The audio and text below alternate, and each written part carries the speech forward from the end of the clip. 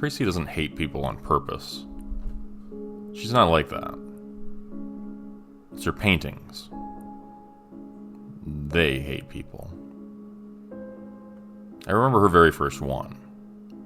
She was still a kid. She painted a scantily clad woman sitting cross-legged in a field of tall grass, a cluster of threatening clouds looming overhead. It was remarkable, the woman's auburn hair blowing wistfully in the breeze as she gazed across the minty meadow, stretching over the languid landscape. However, upon closer inspection, something about it was deeply disturbing. For starters, the clouds were moving. It took a while to notice. They'd sift along gingerly, like unholy apparitions, high above the woman in the wayward dress. My sister was proud of it, and so were my parents, who quickly pointed out my obvious lack of artistic merit. Hell, I could barely scribble a stick person, let alone a full-sized painting, with blended colors, depth, and ingenuity. No one knew how she did it. Tracy hung the painting in her room above her bed. At first, nothing out of the ordinary happened. Until after dark, when the painting started whispering to me, haunting howls like furious winds on a stormy night. Those dreadful clouds teased me, saying how stupid I was, as my mind drifted into the land of slumber. No one in the house heard the painting but me. This was bad. After weeks of this, I'd had enough. The painting was ruining my sleep, and the fact that no one believed me made it worse. I plotted my revenge. One day after school, I crept into her bedroom with a jar full of spiders. My plan was to put them inside her pillow. That would teach her. Tracy hated spiders, still does. Except as I removed her pillow casing, ready to release the creepy crawlers. The painting started rattling. Something flew from it. A shadowy vampire, with crooked horns on its head and long, spindly fingers. It had no facial features, just shape.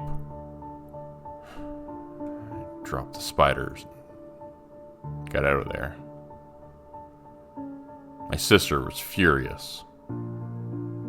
Those pesky spiders crawled into every crevice of her room. Her closet, her dresser, even her computer. One spider, big one, with long hairy legs and beady eyes, managed to sneak into her gym bags and lay eggs. Scared her stupid when the following week at her ballet recital she sprung a cluster of spiders from her bag. The painting was unimpressed. Anytime I got near it, it would grit and howl. The painting was unimpressed. Anytime I got near it, it would grit and growl. Sometimes I'd get shocked, or stabbing pains would pierce my chest. This went on, and so did its relentless teasing. The damn thing kept taunting me, especially at night while I lay in my bed, trembling. Slowly, my life fell apart. My grades were slipping. My friends and family, well, they thought I was going nuts.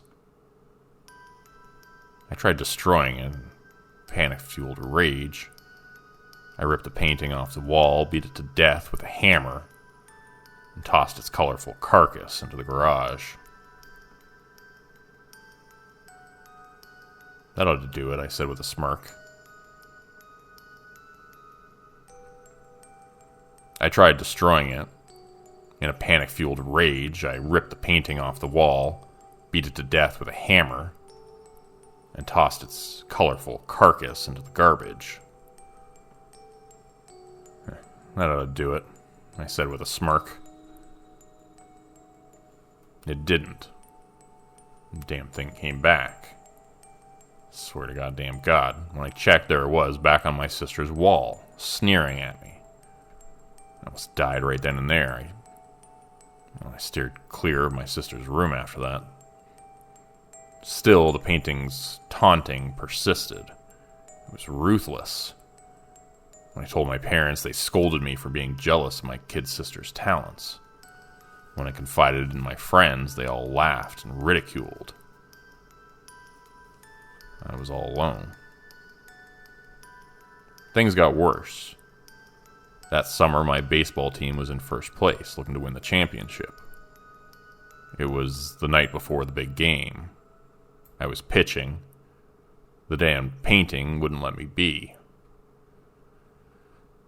As I was falling asleep, I felt something laying on me, pressing against my chest. When I heard my name, my eyes snapped open, and the shadowy figure inside the painting was hovering over me, whispering nasty phrases into my ear, telling me how much I sucked.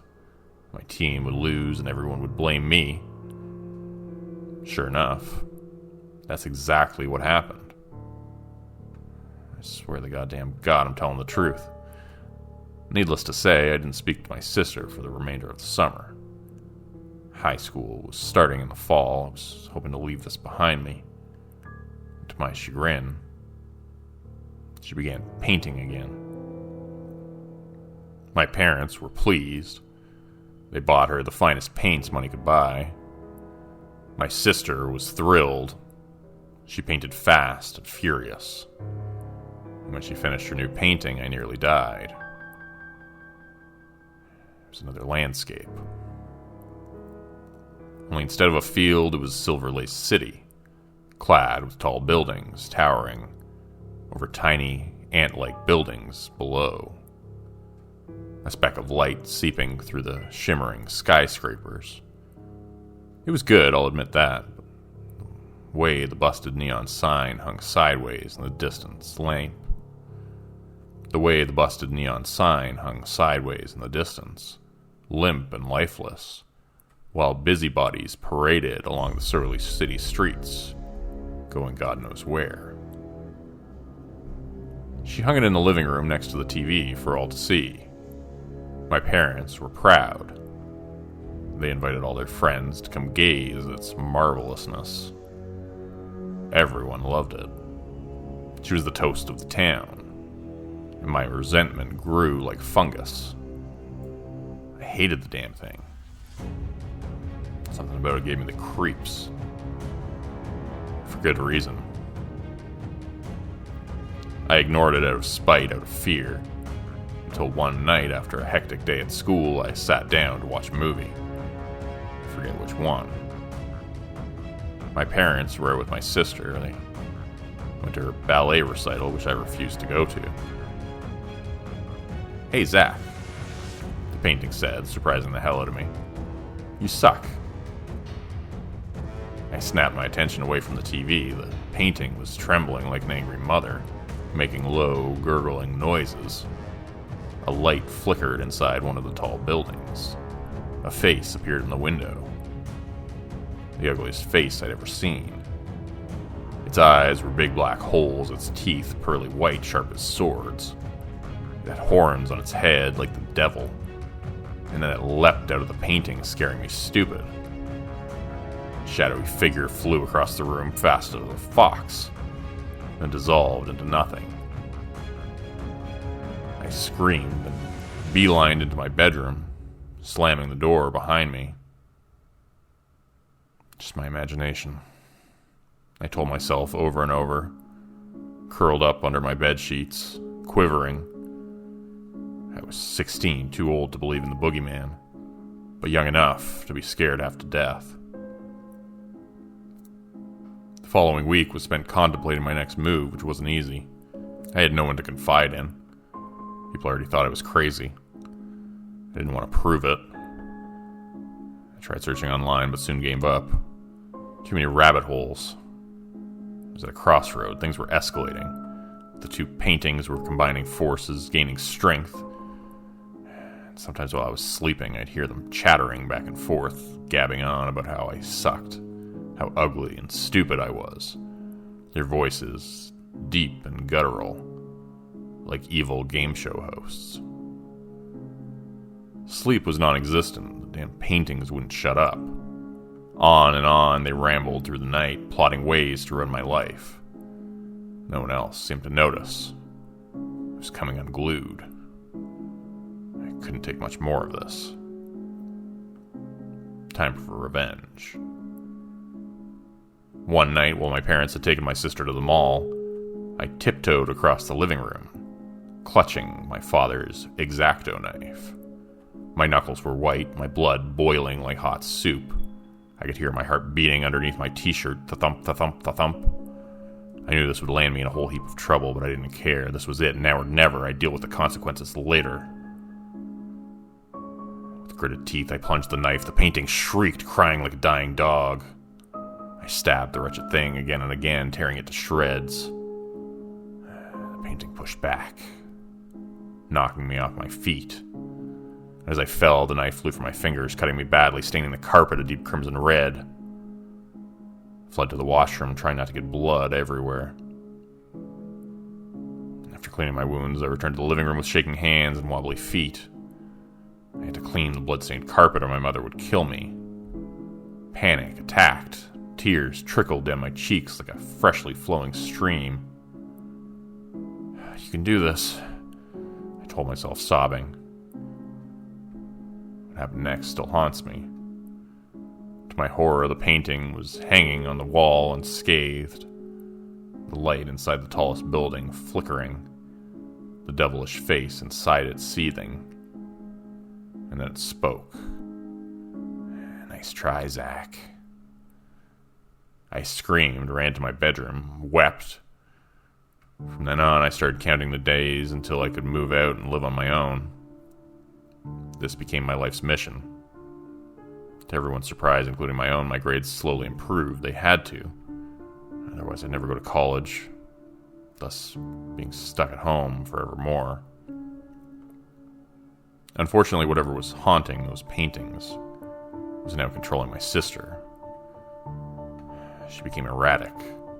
She had no friends to speak of, her dancing days long gone. She stopped eating, and whenever someone spoke to her, she'd call them horrific names. Mind you, she'd just turned 13, so my parents thought it was just a phase. It wasn't. All she did was paint. Her third painting was unlike the other two. It was a montage of calico colors sweeping across the stormy sky. Clouds sneered as they rolled along the smoggy skyline, atop a frigid flurry of radical shapes. It was striking. I'd never seen anything like it. My parents were enamored, friends and relatives gathered to gaze at it, praising its splendor. She hung it in her bedroom, above her desk, away from prying eyes. This suited me fine. I hated the thing. I knew right away it would cause havoc, which it did. As usual, everyone thought I was jealous and continued lecturing me for being selfish. Little did they know. One day after school, her bedroom door creaked open, and whispered words whisked from the creatures living in her paintings. At first, I thought it was coming from outside. The kids next door were playing in the yard, and it spoke my name, beckoning me. And against my better judgment, I poked my head inside just for a peek. The room was coffin dark and smelled like a corpse. The room started shaking, the floor trembled. My sister was hovering horizontally above her bed, frothing at the mouth, her eyes rolled into the back of her head, arms folded on her abdomen. She was in a trance, talking in tongues, and I took a tentative step towards her, unable to stop myself. I noticed the paintings rocking back and forth on the wall. A creature flew out of them, forcing me backwards. Without hesitating, I flicked on the light. Tracy fell with a thud. Her slitted, bloodshot eyes peered at me full of venom. The creature spoke. "Go away, creep." "Go away, creep," my sister repeated, clearly entranced. I did. Needless to say, I've never spoken to her again. Except on birthdays or holidays, and even then only a sentence or two. My sister continued to paint while maintaining a life of solitude. Guidance counselors, teachers, and doctors alike were perplexed. No one knew what to do. She was a freak, but damn could she paint. By the time she finished high school, the entire house was cluttered with them, each one exhibiting odd behavior. My parents could no longer deny it. Fortunately for me, I was long gone. College to the rescue. One day while visiting, she'd be about 17, my sister was waiting for me, dressed head to toe in black, her ashen face like an autumn moon. She was holding a painting. "Here," she said, arms stretched out. She handed me the painting. Shakily, I took the painting, vowing to burn it the moment I got home. The painting snapped like a crocodile, threatening to tear my left arm off. I wanted to hate the thing, I really did.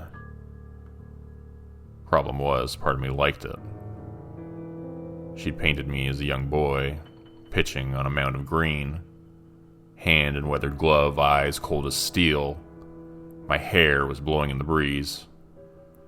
A bloodthirsty crowd roared its approval, waving signs and foaming fingers. The smell of Cracker Jacks, freshly grilled frankfurters, was pungent. I said thank you, carefully placed it in the back of my car. And the painting protested. I complained the entire ride. I swear the announcer called me a chicken shit coward. And once home, I lit it on fire, tossed it into the dumpster out back. The stupid painting didn't stand a chance. But it came back. The following morning, the first day on my new job, no less, it was hanging on my wall next to the flat-screen TV.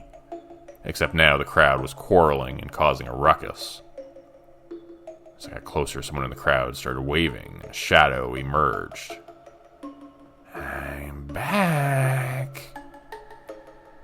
I spilled coffee all over my crotch. After cursing and cleaning up, I scurried out the door, buying breakfast on the way to work. On my lunch break, I called my landlord, informing him that I was moving. I hired a moving company, found a cheap place on the east side, and never stepped foot in that apartment again. This story should end here. But it doesn't. It gets worse. Believe me, I've left most of it out. You've read the Cole's notes, if you will, but I could expand the story by 100 pages easy. Like the time her painting made my mother spill a glass of red wine across her beige blouse right before her board meeting. To my dismay, my mother blamed me. The nerve of these people. She hadn't heard the painting snort, rejoicing in her misfortune, but I did. At the time, my father was in his workroom using the circular saw. Tracy's latest painting was overlooking him. The saw fired up on its own, cutting off his thumb and forefinger. Doctors were able to reattach it, but still. Or how my sister started reading our minds. It was awful. She knew stuff that was impossible to know, like how I had a crush on a teacher of mine in 12th grade, Miss Peabody. or that my mother was cheating on Dad with his best friend Carl, or how my father had peculiar fetishes, abhorrent even in this day and age. Tracy cheated on all her tests. Her teachers suspected this, but couldn't figure out how she did it. She was an A+ student who never studied a day in her life. Sadly, she remained a recluse. No one likes her, including me, but I am her brother. Part of me still loves her. The problem is this: my sister's famous now. Or at least her paintings are. They've sold all over the world. She's made a fortune. You probably have one of her paintings hanging in your home or at your office. Hell, every dental office in America has one, and they're haunted. Tracy is a pseudonym. I can't say who she really is. I'm terrified she'll find out. She'll send over another painting. I shudder at the thought. I'm worried about you, the reader. You probably haven't put two and two together, and that since purchasing one of her paintings, your life has fallen apart, but I'll bet it has. Burn it. Pray it doesn't return. You're cursed. You just don't know it. But you will. Her paintings are possessed. Every damn one of them. No wonder everyone's so agitated these days.